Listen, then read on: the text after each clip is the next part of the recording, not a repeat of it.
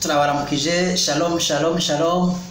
Amahoro y'Imana abane namwe, amahoro y'Imana abane natwe. Abakunzi ba Top Figure TV, Imana yo mwishuri baho umugisha, Imana yo mwishuru ibagirire neza. Mbahaye ikaze mu ijambo ry'Imana, tugiye kuba tuganira mu mwanya muto. Ariko imbere ko tuganira ku ijambo ry'Imana, reka tubanze dusenga Imana, twiyegereza Imana. Data wera, Mana yo mwijuru, ndagushimiye, habwa icubahiro, urera kandi uragorotse ntawe ubanye nawe. Nshimye kugira neza kwawe, kandi ndagushimiye no kuno mwanya uduhaye. Mu izina rya Yesu sengeye Mwami Imana n'abagiye kumva rino jambo, nabo ubwabo ntabaze kuba ari bo, n'ugiye kurivuga ntaze kuba ari we, ariko Mwami Imana izina ryawe rize guhabwa icubahiro. Ndabise ndabizeye mu izina rya Yesu, amen. Imana mu ijuru yo itwongere umugisha. Reka tubanze turirimbire hamwe indirimbo ya 99 mu ndirimbo zo guhimbaza Imana. Tugiye kuba turirimbira hamwe indirimbo ya 99, iravuga ngo shatse kugukurikira buri munsi Mwami Yesu, mu gihe cy'umunezero ndetse no mu mubabaro, ubwo watubanjirije tuje tugukurikiye, tuzi rwose kuri hafi yo kutugeza mu ijuru. Sinahora maririza iby'urugendo rwawe Yesu, cyangwa se ngo nshidikanye kugukurikira Yesu.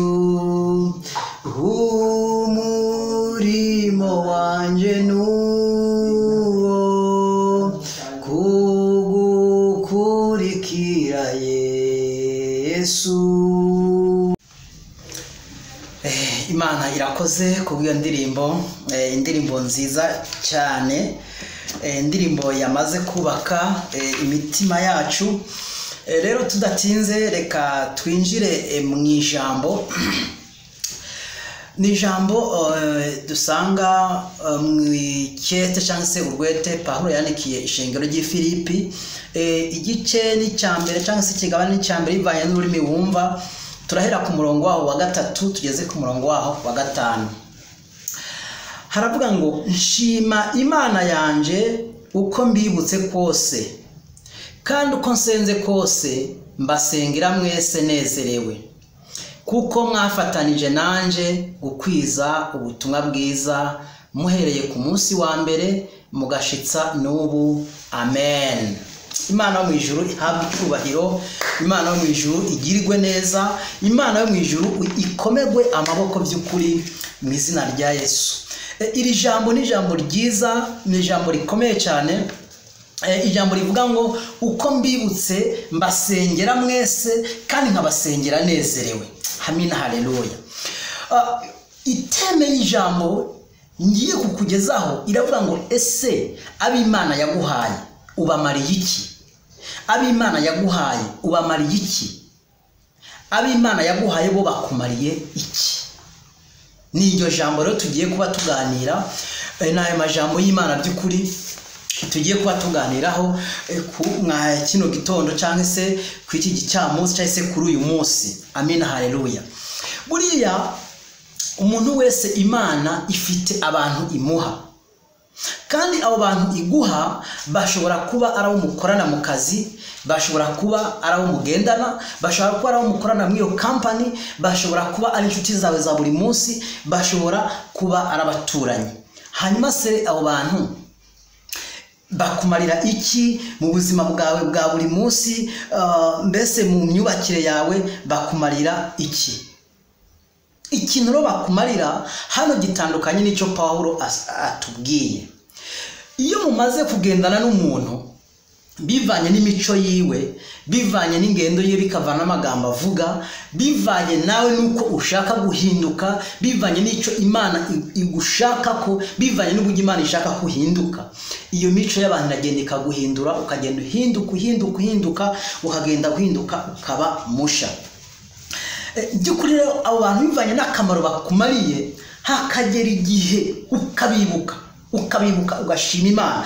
Mana warakoze kuba warampaye aba bantu mu buzima, Mana warakoze kuba warampaye abantu mu buzima. Ese abo bantu mu buzima bwawe bamaze iki? Sindiko ndavuga aba bantu babaye kugira ngo baguce intege. Ni wa muntu mu by'ukora byose nubwo ibyo bintu byaba bidashoboka by'ukuri, nubwo ibyo bintu uwo uri kurakora ubona ko ataho bigomba kukugeza, ni wa muntu agutera intege mu bintu byose ugomba gukora. Uwo muntu agutera intege agomba kuba ari inde? Agomba kuba ari umukoresha wawe, agomba kuba ari uwo ukoresha wowe, agomba kuba ari uwo mugendana mu buzima busanzwe, agomba kuba ari umwana wawe, agomba kuba ari madamu wawe, cyangwa akaba ari umugabo wawe. Umugore wese agomba kugutera intege mu gikorwa uri kurakora. N'uwo muntu Pawulo yari karavuga, n'uwo muntu ugomba kwibuka umwanya wose ugashima kubwiwe, kuvuga ngo Mana warakoze, kugeza naho umaze kumwibuka wumva wo mushimira, wumva mwisengesho ryawe ryose woshiramo uwo muntu, kuko uwo muntu agufasha kugera kuco Imana ishaka, agufasha kugera kuco Imana ubwayo iba yakuvuzeho. Yesu nashimwe cyane. Ndibuka mu kuvayo mu gitabo cyanditswe na Mose cyo kuvayo igice ni cya 17 ku murongo wa 11, igihe bari bamaze kuzamuka ku musozi, yari Mose ari kumwe na Aroni kandi kumwe na Awuri, bakaba bari kumwe kandi na Joshua. Abwira Joshua ngo aje kugwana intambara. Amaze kugwana intambara ngo ntabwo tuduze ku musozi, ahitereye ku musozi turagiye kugusengera. Ngo muri ico gihe Mose azamuye ukuboko, Abisirayeli bagatsinda, yamanura ukuboko, Abisirayeli bagatsindwa. Haragera igihe Aroni na Uri baza gufata amaboko ya Mose kugira ngo akomeze azamutse hejuru. Muri ico gihe Bibiliya tubwira neza ko insinzi yagumye ku Banyisirayeli, bivanye nuko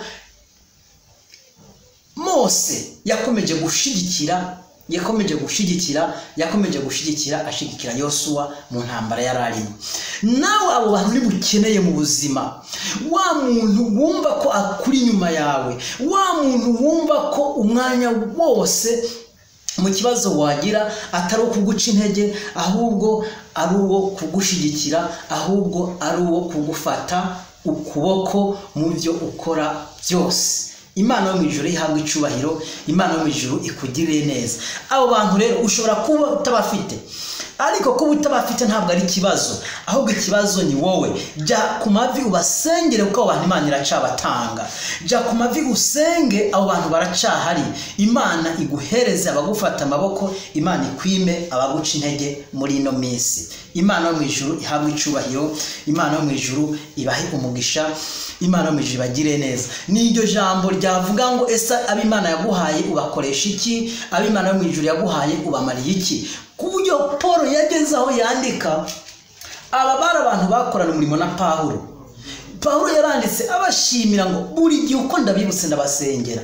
Kandi wibuke ko Pawulo ikina agenda kubwire udaciga intege nuko abantu bakuvuga, ntuciga intege nuko wari uri imbere, kuko ushaka kuba wari imbere wari umunyabyaha, mbere ko wari ufite ibintu ukora, ibyo bigatuma abantu batakwemera, ibyo bigatuma umuntu ataza ngo aguhamirize canke ashinga intaye yawe yuko bakora. Wibuke ko na Pawulo mu bihe byiwe bya mbere niwe muntu yahama abakozi b'Imana, niwe muntu yica abakozi b'Imana, niwe muntu yabangamira umurimo w'Imana. Ariko amaze guhinduka nawe yagize abamugirira icizere, baramujima kandi baramushigikira mu murimo w'Imana. Nawe rero udakangwa n'izina ryawe rya kera, nawe udakangwa n'ubuhamya bwawe bwa kera uko bwaba bumeze kose. Icyo nigusaba no guhinduka, Imana ikaguha abagutera intege, Imana ikaguha abagushigikira mu izina rya Yesu. Imana rero iguha umugisha we wumvise iri jambo. Imana yo mu ijuru iguha umugisha ugiye guhinduka ku bwa rino jambo kandi nkubwije ukuri ugahinduka. Imana iraguhindurira izina, ugahinduka. Imana iraguhindurira aho mugendana, Imana iraguhindurira bamwe bahora baguca intege noneho uguhereze abagutera intege. Yewe haba mu bishoboka no mu bidashoboka Imana hose irakora. Rero ntabwo ikibazo ari Imana, ahubwo ikibazo ni wowe.